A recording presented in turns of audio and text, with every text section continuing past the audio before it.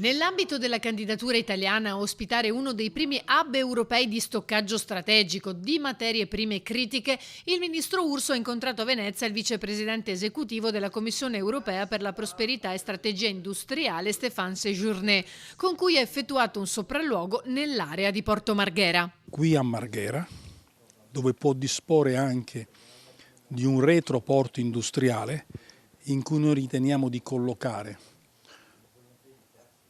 quelle imprese che intendono lavorare sul campo della raffinazione e del riciclo delle materie prime critiche ai fini di garantire anch'esse l'autonomia strategica del nostro continente, riducendo la dipendenza da altri attori. Le materie prime critiche infatti sono essenziali per la nostra indipendenza, ha evidenziato il commissario europeo. Il primo deposito strategico a Porto Marghera potrà avvalersi di 3 sistemi portuali, quello di Ravenna in Emilia-Romagna, di Trieste in Friuli Venezia Giulia e appunto di Porto Marghera.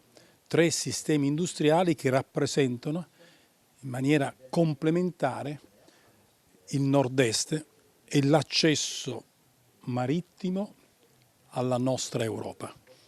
Nel contempo potrà avvalersi dell'interporto logistico di Verona. Il ministro ha incontrato anche il sindaco Venturini. Questo vuol dire posti di lavoro, vuol dire collocare Porto Marghera di nuovo al centro di possibili nuove filiere industriali che vadano a trasformare e raffinare questo tipo di materie prime. Oggi il tema è cogliere questo treno che sta passando da Bruxelles e che vede Porto Marghera come in pole position per attrarre questo tipo di investimento e garantire lo sviluppo di nuove filiere che consentano anche una ripartenza della parte industriale della nostra città. L'industria è motore importante dell'economia italiana. Avere qui questo nuovo ruolo ci consentirebbe di dare un nuovo impulso a Porto Marghera. Il progetto però è ancora più ambizioso. Accanto al deposito di stoccaggio, un polo industriale di raffinazione delle materie prime critiche, perché la nostra dipendenza non è solo sulle materie prime critiche, è soprattutto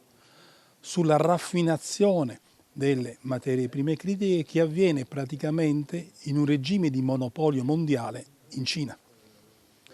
E insieme alla raffinazione noi pensiamo che si possono realizzare quelle attività di riciclo delle materie prime critiche su cui le nostre imprese, le imprese italiane sono particolarmente vocate. Siamo pronti ad aprire il cantiere già in ottobre.